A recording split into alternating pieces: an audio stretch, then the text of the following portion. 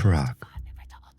At night, the cobblestones glisten beneath the weak halo of a single street lamp, standing its ground like a final act of defiance, life resisting death. Footsteps echo between squat, hunched buildings, hurried, purposeful, fleeing, hunted. A stumble, control, obsession. The smell of copper, fear, and leather announces the figure long before it slices through the lamplight like a lightning strike of absent illumination. A short, frantic glance around, listening. From within the alleys comes a distant staccato of footsteps, a drumming carried ahead of the enemy. A cat, pressed deep into the shelter of the building's silhouettes, hisses as two more shadows follow the rhythm of their own steps, trying to corner it before they too dissolve into darkness, leaving behind nothing but an echo in the lamplight. A leap, a brief screech. Claws sink deep into the flesh. Teeth tear the rat apart. A huntress of the night hunting. Blood spreads across the stones. One victim taken. A fleeting reflection in a puddle along the gutter. Dark clothing, pale face, gaunt frame. Two more reflections ripple in the piss of a late-night passerby. Dark clothing, faces concealed. One tall and angular, the other smaller, more delicate. Hunted through the labyrinthine old town. One shadow that had forgotten to whom it belonged. Two shadows that had not forgotten. A wall ends the chase, the pursuit, the flight, his path. Panting, he looks around, searching for escape. Eyes that have seen too much bore into the dark. In the hammering of his heartbeat against his skull, he sees them before he hears them. Two black silhouettes, tight clothing beneath coats. The flash of two pairs of eyes, muscles tensing. He clutches it, presses it tight to his body, hides it inside his coat. The reason they are hunting him. Hand it over. A voice tears a gash through the narrow dead end. You've caused enough damage already, Dr. Zabunsi. Gasping, he feels for the wall behind him. No, he snaps between breaths. I have given too much to stop now. Another voice, softer, gentler. Yes, you have given a great price. The figure behind the words steps closer with every syllable. I know about your wife, Zabunsi. What do you know? Resistance and surrender wrestle for dominance in his voice. Charlotte, be careful. The cold voice catches at the wan woman's neck, clings to her collar like a tender breath of polar air. A brief rustle, a barely perceptible movement in the black, then the flash, blinding. A wide arc of light cuts through the night. Charlotte staggers, on the verge of losing consciousness. A blow to the head. On the ground now, half leaning against the wall of darkness, she looks up, back at what has happened and what is happening right now. Alex looks down at her own abdomen. The glint of the hidden blade lingers like an afterimage, a ghost of light glowing in the blood on her fingers. Wetness on her forehead. Blood. Charlotte had tried to dodge when she felt the impact from the side when Alex threw herself into the blade's path to protect her. Just a moment. A single moment in which death had to decide. Alex collapses, lying on the stones in a nearly black alley of an otherwise golden city. The man holds the blade before him, steps toward Alex, steps over her.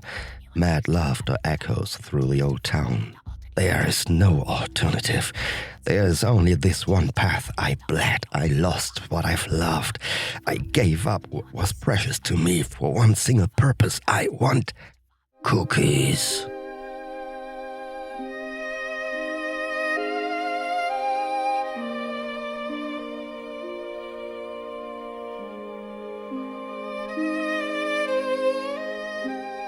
Couch of Cthulhu. Entry requires trauma. Reality pays the bill.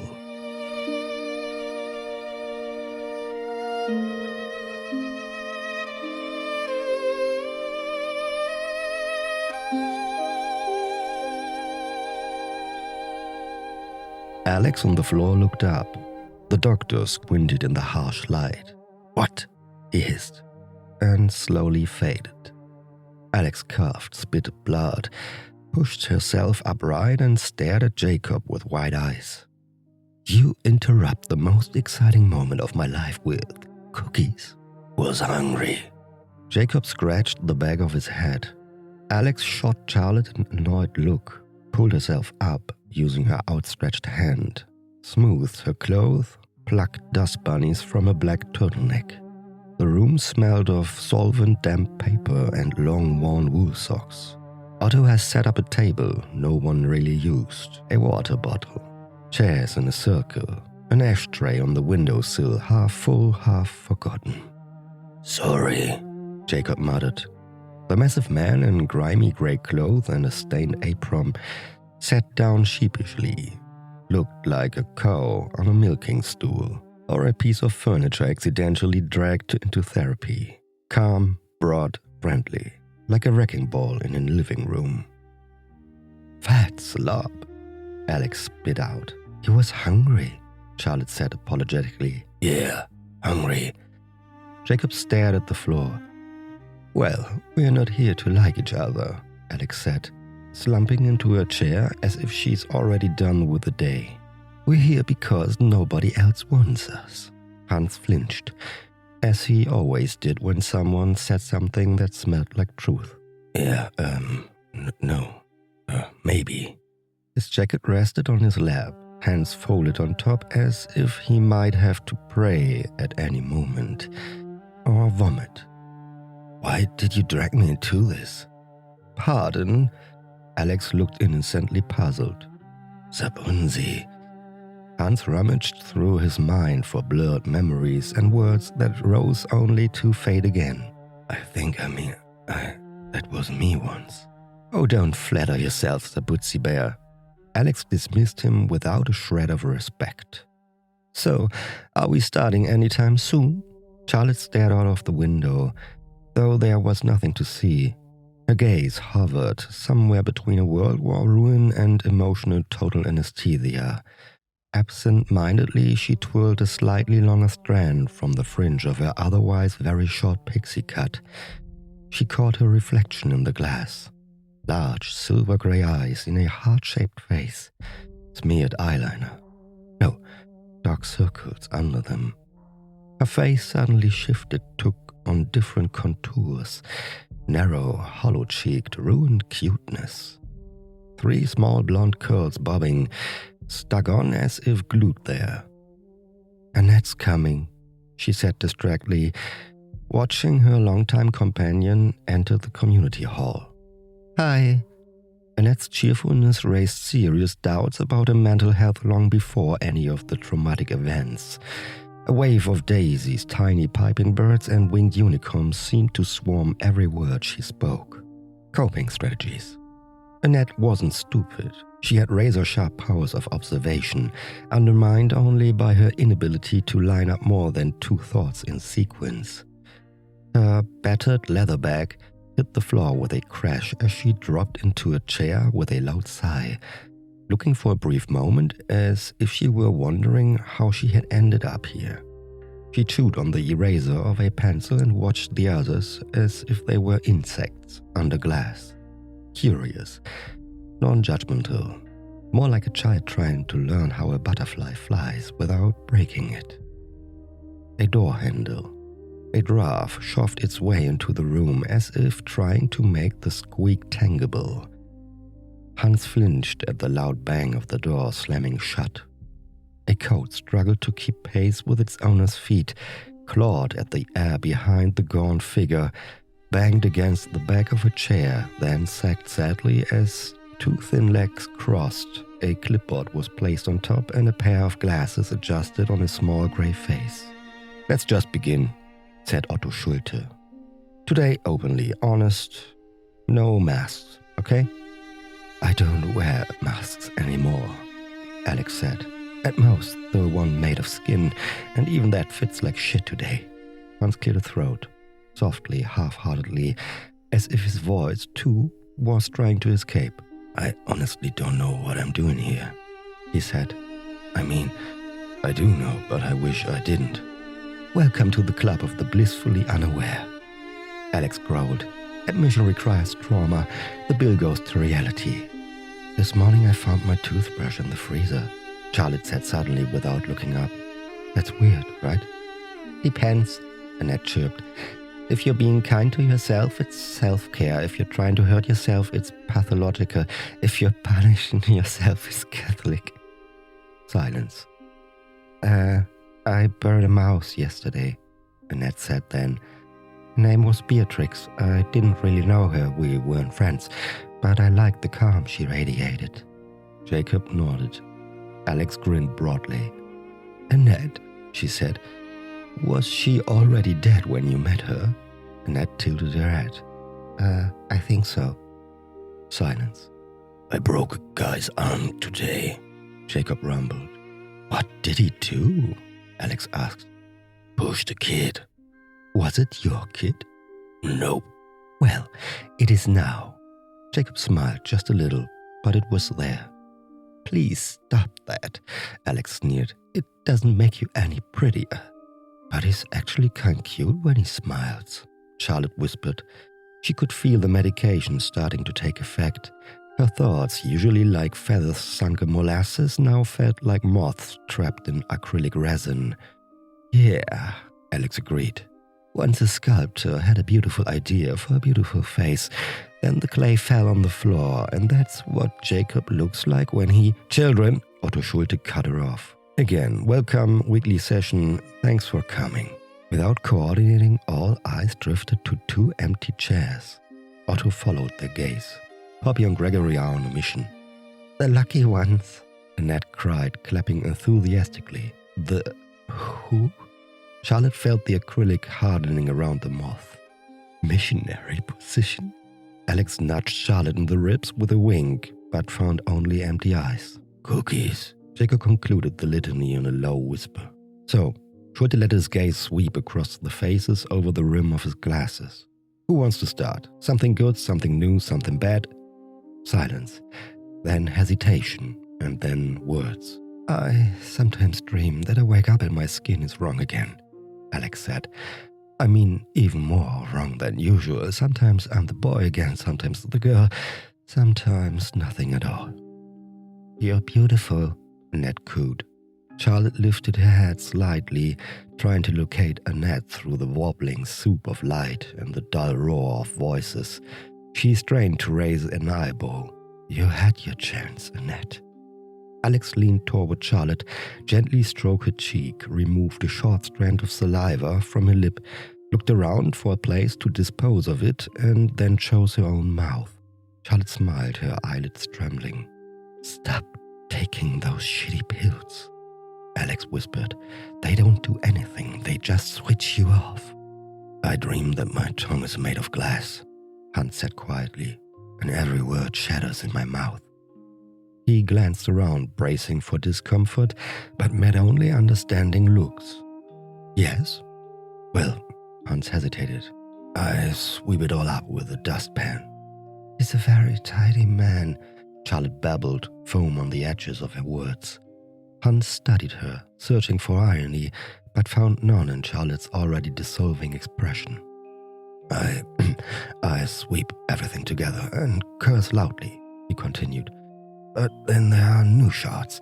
More and more, I'm ground down in a mouthful of splinters into... Otto looked at him expectantly. Yes? Marsh. Can you imagine where that might come from, Hans? Hans looked up. He looked at Annette. Annette said, Hi, Hans. Hans raised an eyebrow, offered a tentative wave, which Annette returned with uncomfortably enthusiastic arm flailing. I once tried to hypnotize someone. Hans searched his memory. Nathan, Charlotte whispered softly. Oh, hi, Charlotte, Annette exclaimed delightedly. Charlotte narrowed her eyes. She could barely make out more than diffuse shadows now. Yes, that was her name. Hans let the words fall from his mouth like a long-chewed mush, splattering on the floor, studying the pattern thoughtfully. I opened something like a channel. Go on, Otto prompted. I wanted to know something from her. Charlotte jerked helplessly in her chair, shaken by erupting fits of laughter, like a marionette with slack strings. And you learned more than you wanted. Otto looked from Charlotte to Hans and back again. Yes, Hans clenched his teeth. But I didn't learn more. You learned everything, Charlotte burst out. Hans looked at her for a long time. Yes, I wanted an espresso cup and she gave me an ocean. Otto scribbled on his clipboard, then looked up. Anything specific you learned?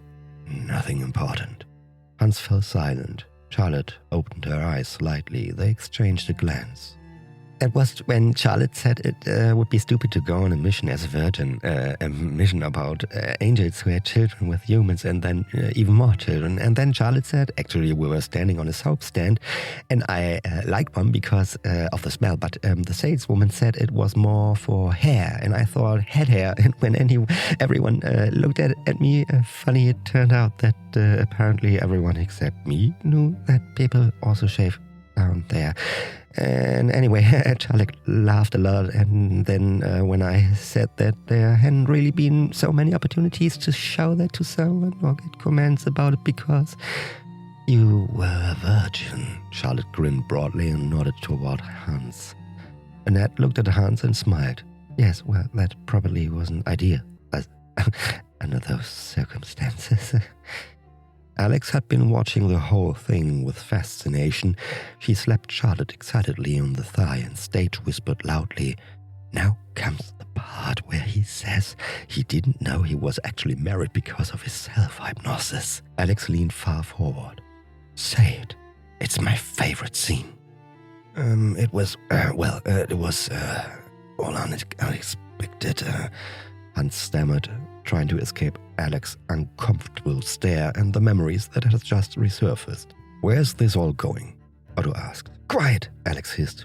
"That was on that little boat thingy on the Black Sea that Charlotte dragged me into," Hans continued. He looked at Annette. "Angels who had children with women that didn't just produce giant Nephilim, it also produced Jesus and his mother." "Totally screwed Jesus' father," Alex finished the sentence. "Was a virgin," Charlotte chimed in from behind a curtain of gelatine. "And that was apparently kind of awkward." "Would have," Annette smiled crookedly. Otto grimaced, made a note and looked at Hans. "So?"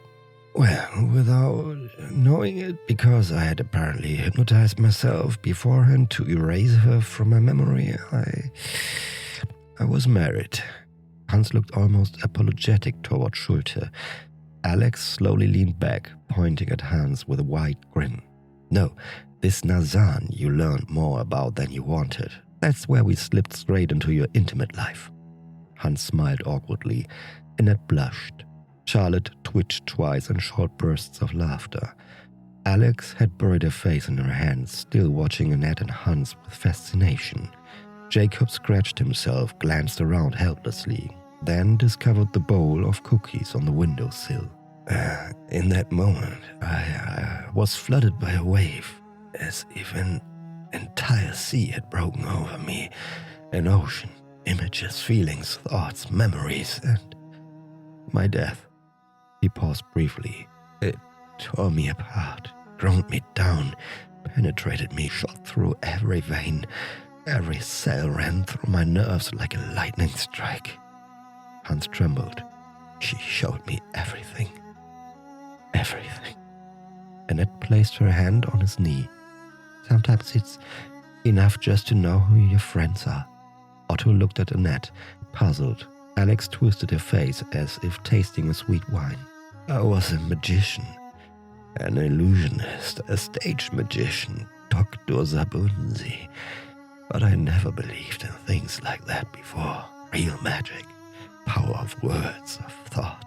And then Hazan washed away my arrogance like God washed away the Nephilim when he sent the flood upon humanity. I realized that I was nothing but a shell of empty words, just to claim an unfulfilled promise, a lie, words, he faltered, words that are only spoken in glass, Alex said softly. Hans lifted his head. They looked at each other for a long time. Yes, your wife loves you. Your children love you. Charlotte pushed against her heavy eyelids and looked at him. In my world, you were the man you've now become in this one. I love you too, Hans. Jacob looked at him with shining eyes. Hans couldn't suppress a quiet laugh. Otto checked his watch. Well, that's been quite productive so far. Anyone else? I've stopped dreaming, Charlotte murmured. My dreams are on the radio now. Between dance music, weather report, and advertisements for own good. Annette sighed. I recently recognized how we'll all end in a child's face.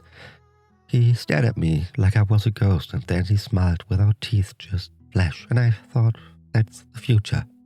Otto wrote quickly, scratching silently, with the seriousness of a part-time gravedigger. He furrowed his brow and looked around the circle. You know what makes me angry, Otto? Alex said. That we still behave. That we sit here pretending we have a chance at normality, as if we could let ourselves off the leash again without tearing each other apart. Hans looked at her. Maybe we're not doing it for ourselves. Then for whom? Alex asked. For those who can still look at us without vomiting? Hans held her gaze. Pretty small target group, Alex scoffed. But real, Jacob said. I don't remember Carla's face anymore, Charlotte whispered. Only her voice in the radio commercials and her hands. Always the hands. How she smoked with those thin spider-leg fingers, how she looked at me, always as if I could disappear into a cocoon of spider silk. Ned closed her eyes. I feel like we've all been dead for a long time, she said. We're just twitching. Then I at least want to be the last one to twitch, Alex said, with style, with lipstick, with drama, and with a damn good accent. Jacob slowly stood up. I'll just check on the cookies. Otto laughed dryly. We don't have any cookies, Jacob. I know. Jacob poked around in the ashtray with his sausage-thick fingers and slipped an old, extinguished cigarette into his mouth. Ew. Good, then we'll end for today. Next time I'd like to hear more about Carla. He stood up and moved to leave the room as quickly as he had entered it, paused briefly beside Charlotte and held out a small tube of pills. Charlotte, Alex took the tube from Schulte's hand and pocketed it. She watched him for a long moment as he left. Come on, sweetheart. We'll take you home. She linked arms with Charlotte, catching the weight of her soft legs. Hans joined them, supporting Charlotte's other side. Alex looked past Charlotte at Hans. You know that I love you, right? Yes, Hans said. I will never doubt that. Oh, you're so sweet, Annette exclaimed behind them. Oh, no, I don't want a cookie. She smiled apologetically at Jacob. Home-baked, Jacob muttered, and closed the door.